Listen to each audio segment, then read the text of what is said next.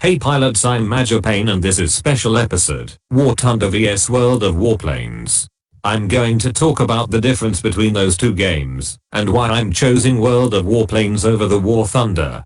In the beginning I want to say that in War Thunder so far I managed to destroy over 1,000 aircraft, and over 2,500 vehicles, so I have some experience, enough to talk about game gameplay.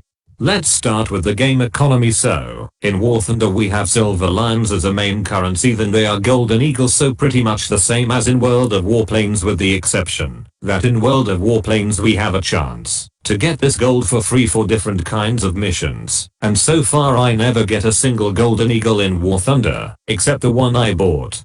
When it comes to silver lions, it's even worse, but we'll come back to that later.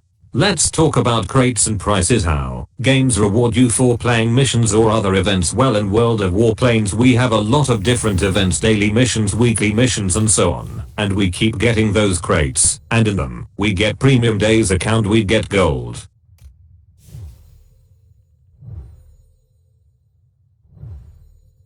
And we get premium planes. Most recently I get this premium lovely machine completely for free. Additionally, new premium planes are introduced to the game along with sets of missions, where we have a chance to get them for free. And how about War Thunder? I do get crates in War Thunder, yes, but there's a small tiny problem. Every time I'm trying to open those crates, game wants me to read the message first.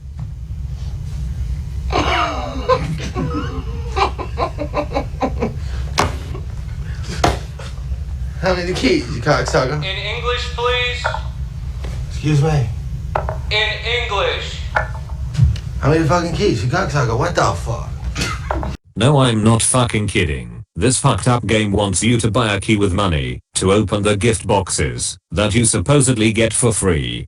Another position is convertible research points in War Thunder, another clever way to take money out of our pockets. That is, we collect something we don't want, so that we can then melt it down into something we want. And in World Warplanes we have free experience, which we get after each battle, and we can use it for whatever the fuck we want. We also get the experience of the plane, and when we finish grinding we have options to put all this experience into pilot training. And then we don't have to spend any money to convert it. Another thing is premium account in War Thunder. It's normal in any game, but if that wasn't enough, you can also buy a battle pass and spend more of your parents' money, or be stupid and spend your own. Now in World of Warplanes we have also premium account, but there's a big difference, because this premium account can be bought, but not only for the money, but also for tokens in the game, which we getting daily for missions, for medals, which we get after each battle. So basically, if you are average player you can get 150 tokens, and 150 tokens is a cost of premium account per month. And there is no battle pass in World of Warplanes, so not need to spend any money, premium account is enough. And you can call this game free to play, since it is possible to get a premium account for free. They simply not so greedy. The next myth is that World of Warplanes is filled with bots and War Thunder is not. In each battle currently in World of Warplanes we have a maximum of 9 players and 3 planes controlled by bots in each team. Sometimes there are more bots, sometimes fewer, but always at least 3 per team. And in War Thunder, where apparently there are no fucking bots, almost half of the planes in every second battle are controlled by bots. Bot. Bot. Bot. Bot. Bot. Bot. What you see now is the realistic mode.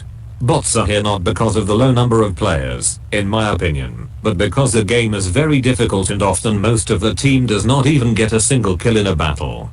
Now before we get to the biggest problem of War Thunder, let's look on the gameplay. Truly, to compare the World of Warplanes with War Thunder, we would have to play in arcade mode in War Thunder. So let's look into it, how the arcade mod look like.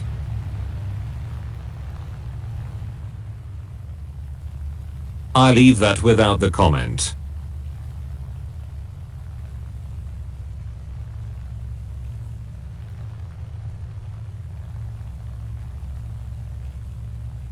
Of course, we do not take off or land and we can enter the battle again after being shot down just like in World of Warplanes. Although in World of Warplanes, not for the entire battle we can enter again. But look, their worst part is that this game tell you even where to aim. So players don't even have to know how to aim. The game literally show you the marker where you should aim. I think it just can't be just more arcade game than it is now. I'm pretty sure that more players are playing this arcade mode than the realistic mode, because in realistic mode they can't literally do anything, because it's too difficult, and of course in arcade mode you're not getting same experience or silver lions, as if you play in realistic mode.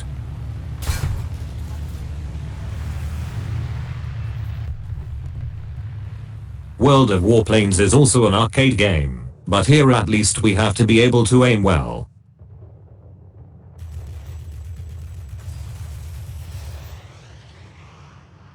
Therefore, when I want to play and have fun, I choose World of Warplanes.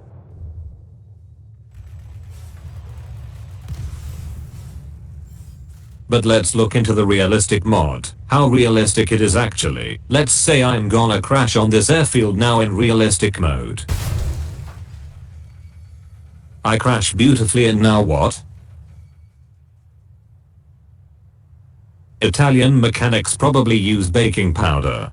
Otherwise how they going to replace my landing gear, the entire propeller and repair the engine in less than a minute?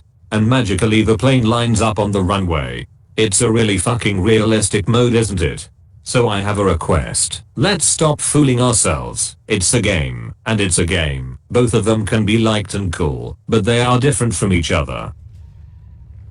When it comes to the historicity of both games, World of Warplanes does not hide the fact that we have planes that were only projects.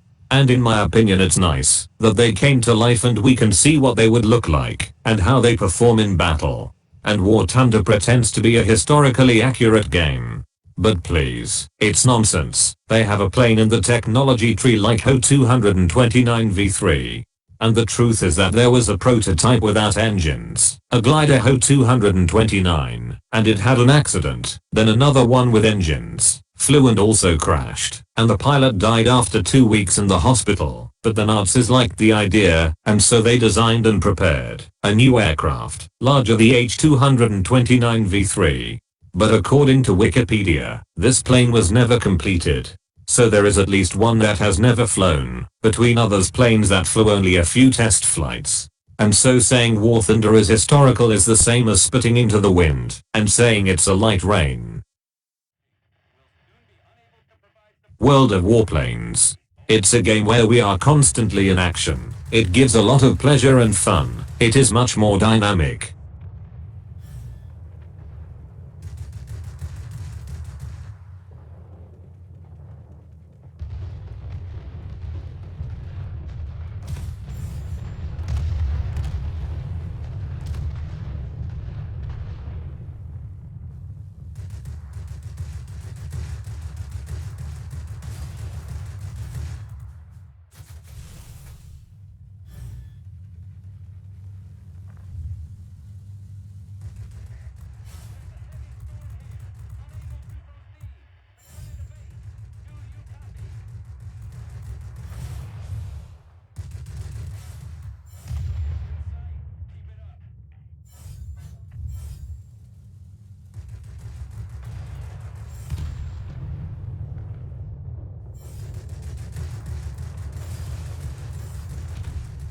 While War Thunder is a game more closely related to the realities of air combat, but it is still just a game with rules. You can fly for 6 minutes and encounter a single unlucky bullet that will kill your pilot or tear off a wing. And that's it for your playing.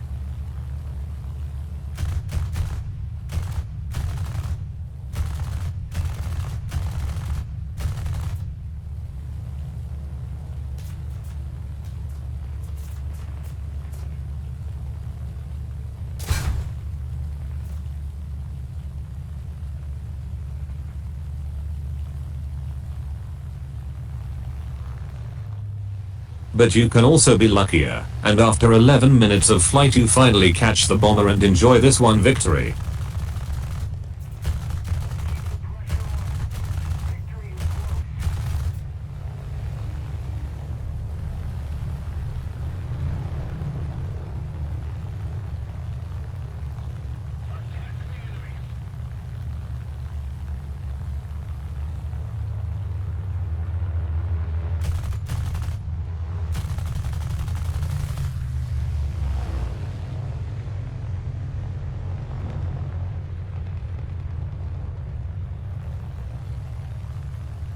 And this brings us to the biggest problem of War Thunder. Namely grind. In War Thunder the grinding is incredibly long. After this mid-player battle we got 1,753 research points. And 3,128 stinking silver lions. What the fuck am I supposed to do with it? To give you a scope of that issue, let's look at the research tree. To get rank 8 of 8B plus Harrier we need 410,000 research points. Plane cost 1,100,000 silver shits. And, you think this is over? No. After you buy that you still have to grind it. All modifications to this plane are going to cost you another 360,000 research point. Not like in World of Warplanes. When you buy tier 10 plane this is it. It's over. You have at tier 10, which is max out, but not in here. War Thunder is different. Let's look on Tornado IDS. We need 400,000 research points, another over million silver lions, and of course again you need to grind all the modifications which cost another 303,000 research points. So the amount of research point in this case for the planes which are on the road to this rank 8 planes is just insanely high. Now I'm at rank 4 at the moment, and I was just grinding my first plane rank 5 in the tech tree. I have the rank 5 premium, but then the first in a tech tree I was going to have F-84G. I was just almost held, but then War Thunder team put some new planes in the tech tree. And as you see here I have to do Alt 10, which is suddenly before my beloved F-84G. So they just add extra 63,000 research points for me to do.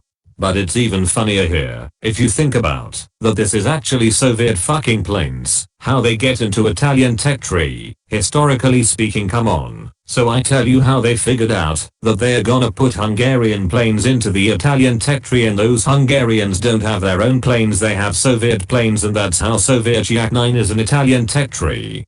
And so is MiG-15. And this is very interesting, because I don't remember Italian pilots ever flying MiG-15s. And that's happening in many other tech trees. I mean, very fucking historical, isn't it? It's not over yet. Another bad news: War Thunder is not like World of Warplanes were, when you can go through the one line to the end and quickly get tier 10. So basically if I get my F-84G, I can't go straight for rank 6, F-84F. No, that's not possible. First I need to buy another 4 planes from rank 5, and of course I have to research them first. And to help you understand this, just look at this tech tree. There's like 5 lines. You have to do them all simultaneously basically, and we have 10 nations in this game. I'm sorry, but I just simply don't have another 20 years for this game to unlock all those planes. And that's why I will never play War Thunder, let's say, full time. Of course on higher rank you get a little bit more of this research points, but still, it's just insanely stupid to have so much research points to do in this game, and that's the biggest difference between the two games. Not to mention the silver fucking lions that are always missing, and we don't even have to worry about the grind, because we won't be able to buy it all anyway. Unless you're a wizard who shits silver lions. And that's why I choose World of Warplanes to play. I don't have to spend that much money on that game. I get a lot of premium planes for free. I have great collection, good fun. There's no problem with silver or experience. We have very good bonuses. I mean it's just different word. It's not comparable. But of course I like also War Thunder for the aspect of realism in combat, and that's why I come back to this game from time to time. But there is no way I will find another spare 20 years for gaming to have all those planes unlock. Okay guys, that will be it in this video. I hope you like it. If so, please leave me like and scrub a comment what you think about War Thunder vs World of Warplanes. And guys, thank you for watching, and see you in the next one. Take care.